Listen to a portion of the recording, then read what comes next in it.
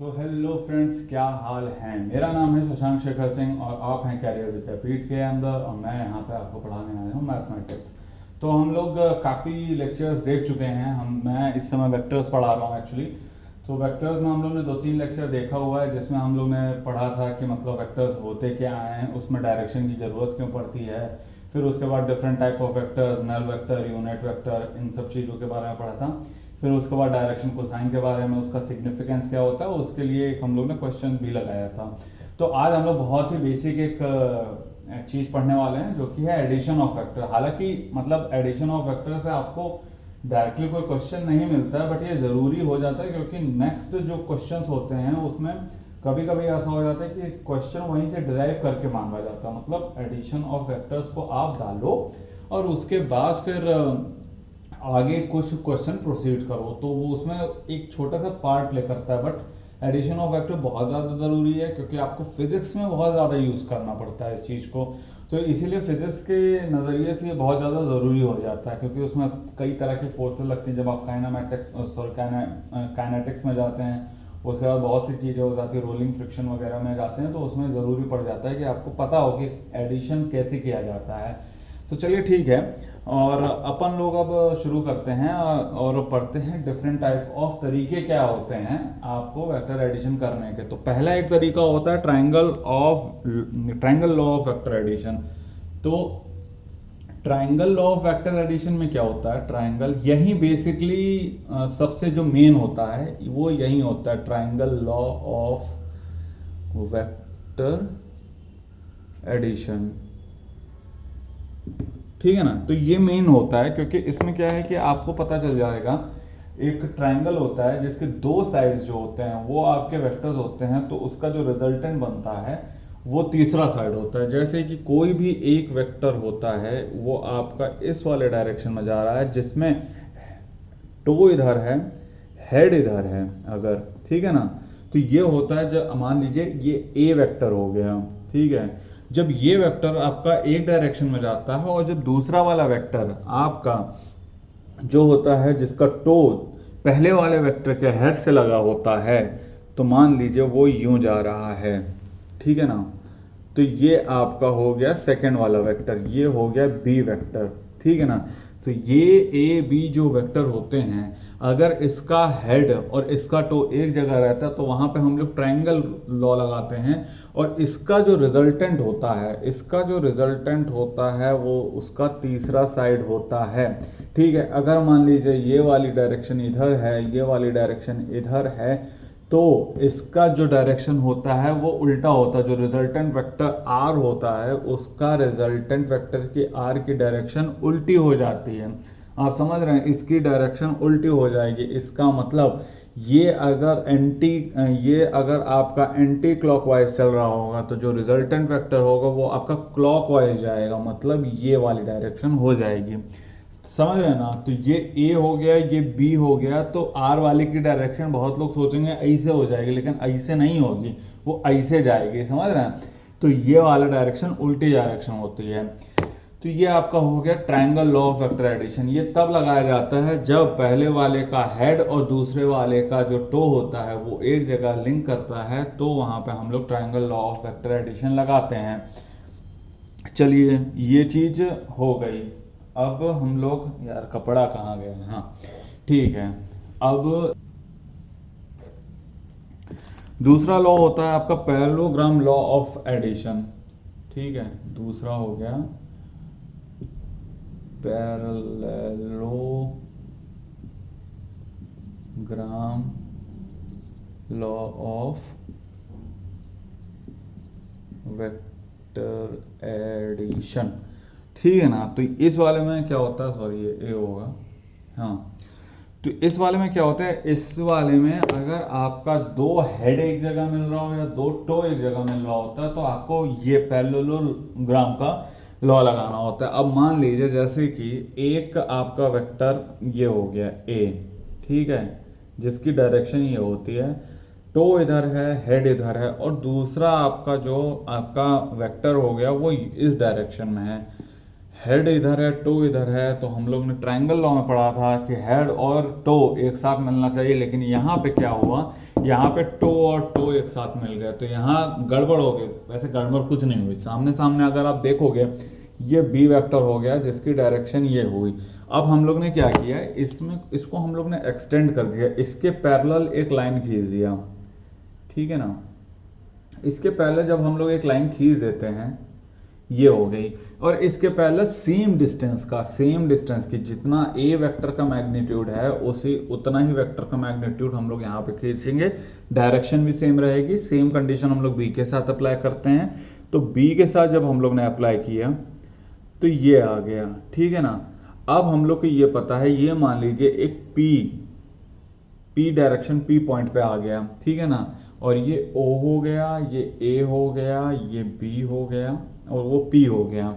अब देखिए यहाँ पे क्या हुआ है, OB की वैल्यू, क्योंकि हम लोग ने एक पैरेललोग्राम बना दिया, अपोजिट साइड्स इक्वल होती हैं, तो OB की वैल्यू हमारी AP के बराबर हो जाएगी। सेम कंडीशन हमारा लगेगा, OA की वैल्यू BP के बराबर हो जाएगी, OA की वैल्यू BP के बराबर हो जाएगी। इसका मतलब हम लोग सीधे सीधे जान गए कि डायरेक्शन सेम है, लेंथ सेम है, मतलब मैग्नीट्यूड भी सेम है। इसका मतलब ये वेक्टर और ये वेक्टर सेम हो जाएंगे।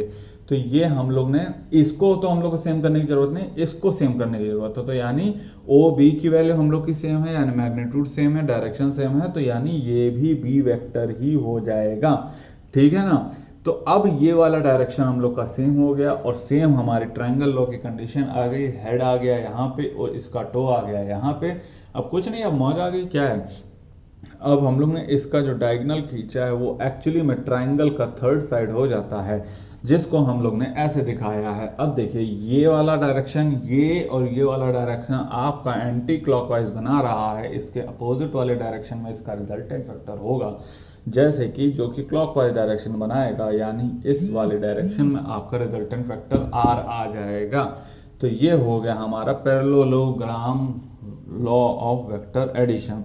तो इस तरीके से हम लोग ये पैरेललोग्राम ऑफ इस चीज़ को यूज़ करते हैं। तो दोनों की कंडीशन आपको क्लियर होनी चाहिए कि क्यों ऐसा करते हैं। अब देखिए ये तो हो गया कि दो वेक्टर्स अगर आपके हैं, दो वेक्टर्स हैं, तो उसको ऐड करने में तो बहुत बढ़िया है भाई कि हेड टो आ गया, हेड और टो आ गया एक साथ, तो आपने ट्रायंगल लॉ लगा दिया। टो टो या हेड हेड आ गया तो आपने पैरेललोग्राम लगा दिया। हालांकि दोनों सेम ही होते हैं, दिखाने के तरीके में अंतर होता है। अब लेकिन अगर ऐसा कुछ आ जाए भैया कि आपको 5-6 वेक्टर्स आपको एक साथ लगा दिए, तो उस कंडीशन में आप क्या करोगे, कहाँ जाओगे, ठीक है ना। इससे तो बनेगी नहीं बात, क्योंकि पैरेललोग्राम में भी आप दो ही साइड का यूज़ कर रहे हो, ट्रायंगल में तो दो साइड ही हैं, ठीक है ना। तीसरा आपका रिजल्टेंट हो जाता है। तो आपका जो यूज़ आता है वो थर्ड वाला लॉ आता है, जो कि पॉलीगन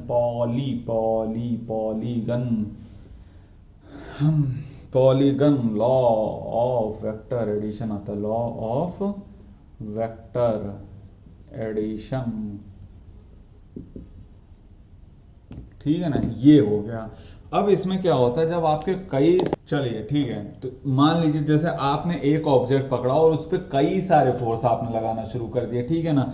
कई सारे फोर्स मतलब सेम प्लेन में अगर आप लगा रहे हो, ठीक है ना। तो जैसे ये वाला ब्लॉक ले लिया आपने, इधर लगाया एक फोर्स, ठीक है ना। फिर आपने एक भाई को बुलाया, कहा कि यार तुम इधर से फोर्स लगाओ, है ना। तो इधर से फोर्स लगाया, उधर से आपका एक कोई दुश्मन आ गया, तो उसने कहा ससुर हम मूव ही नहीं करने देंगे तुमको, एक इधर से फोर्स लगा दिया, फिर इधर से फोर्स लगा दिया। अब इसमें लगा लो ट्रायंगल लॉ, लग पाएगा। तो पॉलीगन लॉ सब हल्के पड़ जाने हैं वहाँ पे, तो ये चीज़ यहाँ पे नहीं लग सकती है। तो इसके लिए क्या करते हैं हम लोग, पॉलीगन लॉ का यूज़ करते हैं, ताकि पॉली का मतलब क्या होता है, खूब सारे, एक से ज़्यादा, दो से ज़्यादा चीज़ें हो जाती हैं, यानी काफ़ी चीज़ें। तो इस कंडीशन हम लोग कैसे यूज़ करेंगे उस चीज़ को, तो देखिए जितने भी फोर्स है, मान लीजिए एक फोर्स यूं लगता है, एक फोर्स यूं लग जाता है, एक फोर्स यूं लग जाता है, एक फोर्स यूं लग जाता है, तो ऐसे करके काफ़ी फोर्स लग जाएंगे, ठीक है। अब आपको दिखा देता हूँ ढंग से मैं, कि मान लीजिए एक फोर्स सीधे लग गया, ठीक है ना, एक फोर्स यूं लग गया, ठीक है, एक फोर्स यूं लग गया, एक फोर्स यूं लग गया, ठीक है। अब आपको समझ नहीं आ रहा है कि इस चीज़ को कैसे, मान लीजिए ये A हो गया, ये B हो गया, ये C हो गया और ये D हो गया, ठीक है ना। तो ये सारे वेक्टर्स हो गए आपके। अब इसके लिए पॉलीगन लॉ कैसे लगता है कि आप, पॉलीगन क्या होता है, पॉलीगन ऐसा कुछ करके होता है, यूं यूं यूं, इसमें काफ़ी सारे साइड्स होते हैं, ठीक है। ये हेक्सागन हो गया, तो इस चीज़ को अगर हम लोग बनाना चाहेंगे तो अब देखिए पॉलीगन में क्या, पहला वाला हम लोग ने वेक्टर ए ले लिया, ठीक है, ये वाला दिख गया। अब बी वाला वेक्टर आपको दिख रहा होगा, सीधे हैश से टो को जोड़ दीजिए, ये वाला हो गया आपका बी वेक्टर हो गया, समझ रहे हैं ना। अब ये बी वाले वेक्टर से अब आप देख लीजिए यहाँ पे सी वाला वेक्टर आपको दिखाई दे रहा है, इसका जो टो है इसके हेड से जोड़ दीजिए, तो ये वाला आपका सी वेक्टर हो गया, ठीक है। अब ये वाला जो है इसके हेड से जोड़ दीजिए, ये वाला वेक्टर आपका डी वेक्टर हो गया। अब आपको समझ में आने लगा होगा कि भाई ये चीज़ तो हम लोग ने ढंग से कर दी, ठीक है। अगर आप धीरे धीरे देखोगे ना तो आपको समझ में आने लगेगा कि ये चीज़, अब जो इसका रिजल्टेंट, पहले मैं बता देता हूँ रिजल्टेंट क्या होगा। रिजल्टेंट सेम चीज़ ये होगा। अब इसमें तो सीधे सीधे दिख रहा है भाई, ये चीज़ जो जा रही है, ये जो आर बना है आपका, ये चीज़ जो जा रही है वो आपका एंटी क्लॉकवाइज में जा रहा है, ये वाला एंटी क्लॉकवाइज में आ रहा है। तो खुद बता सकते हो कि इसका जो रिजल्टेंट आएगा उसका डायरेक्शन किस तरीके से होगा, इसको उल्टा होगा यानी क्लॉकवाइज डायरेक्शन हो जाएगा, तो ये वाला क्लॉकवाइज डायरेक्शन में होगा।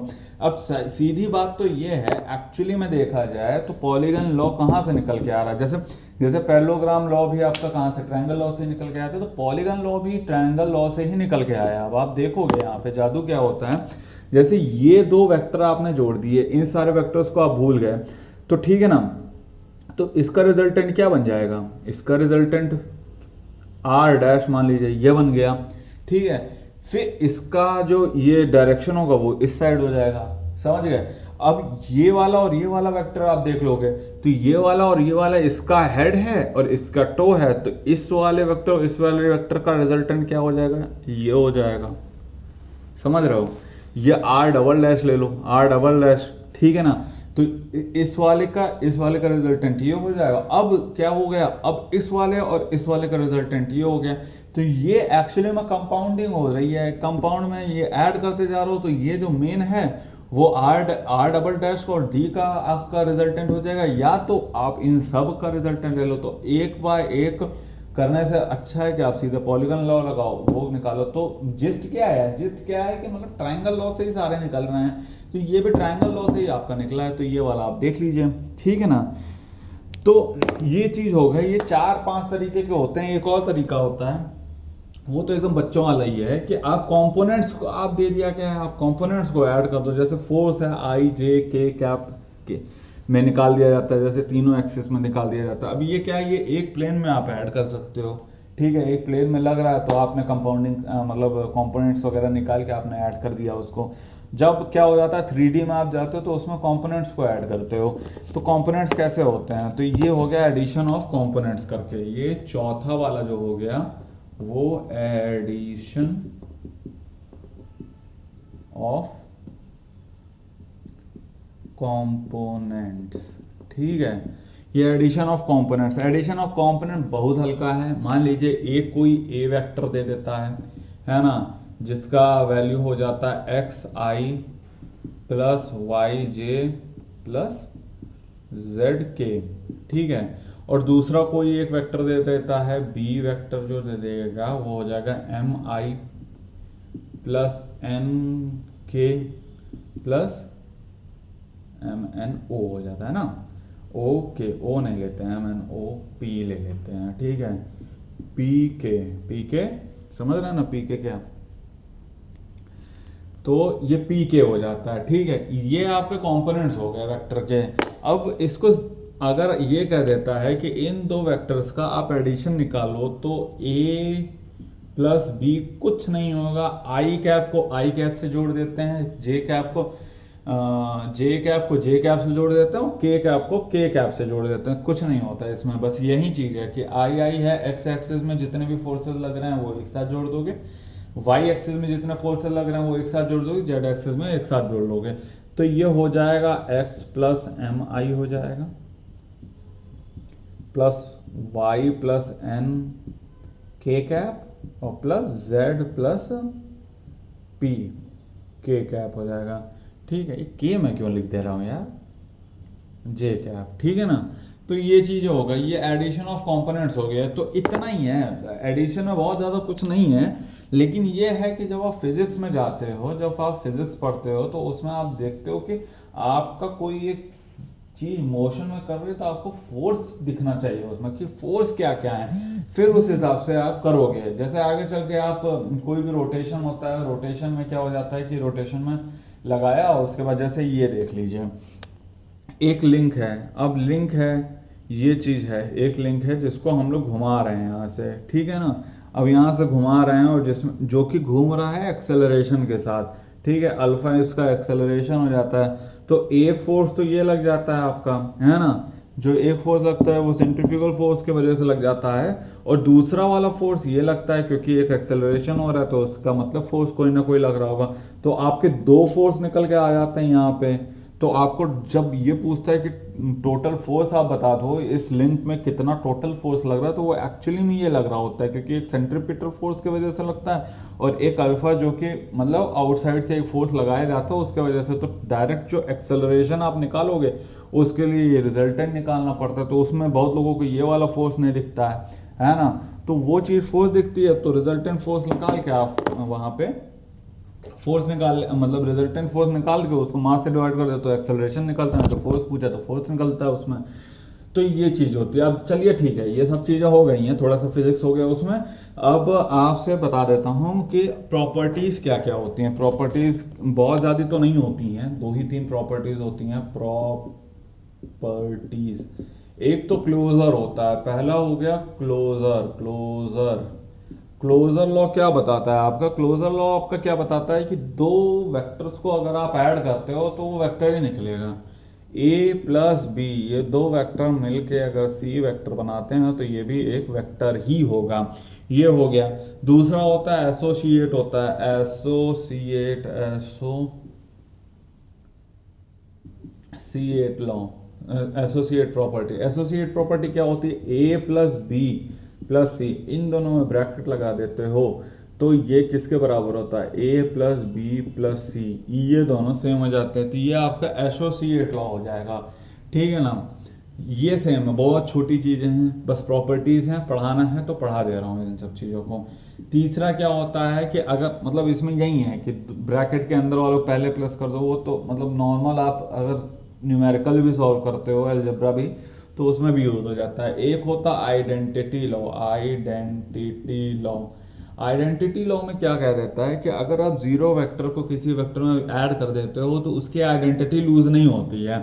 जैसे जीरो वेक्टर को आपने ए में यूज किया तो वो ए के बराबर ही हो जाएगा, ठीक है ना। तो इसमें आपका क्या हुआ? आइडेंटिटी नहीं गई, इसका मतलब ये हुआ कि ना ही उसका डायरेक्शन चेंज होगा और ना ही उसका मैग्नीट्यूड चेंज होगा। अब चौथा क्या होता है? चौथा तो है ही नहीं, एडिटिव। अब चौथा पढ़ते हैं, एडिटिव इनवर्स होता है। एडिटिव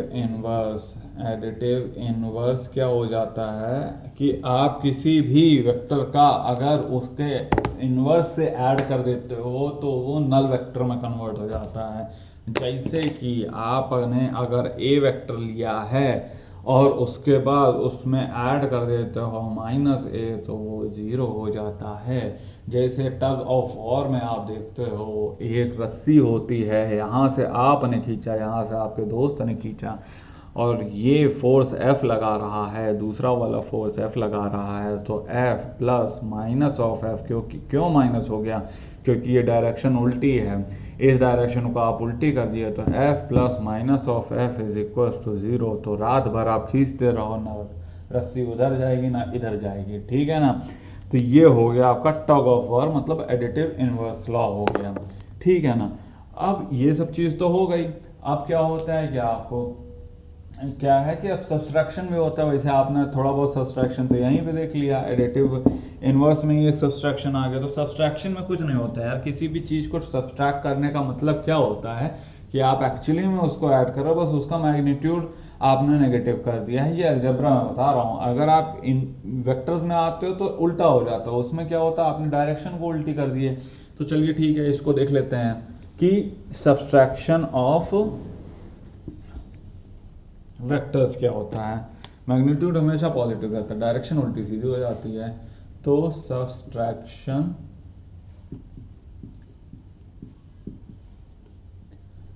ऑफ वेक्टर्स, ठीक है, ये चीज हो गई। अब सब्सट्रैक्शन ऑफ वेक्टर का क्या मतलब हुआ, जैसे कि आपने एक वेक्टर ए लिया है, एक वेक्टर बी लिया है, तो इसका तो आपने बता दिया भैया कि रिजल्टेंट ये आ जाएगा, अपोजिट डायरेक्शन में आ जाएगा, ठीक है ना।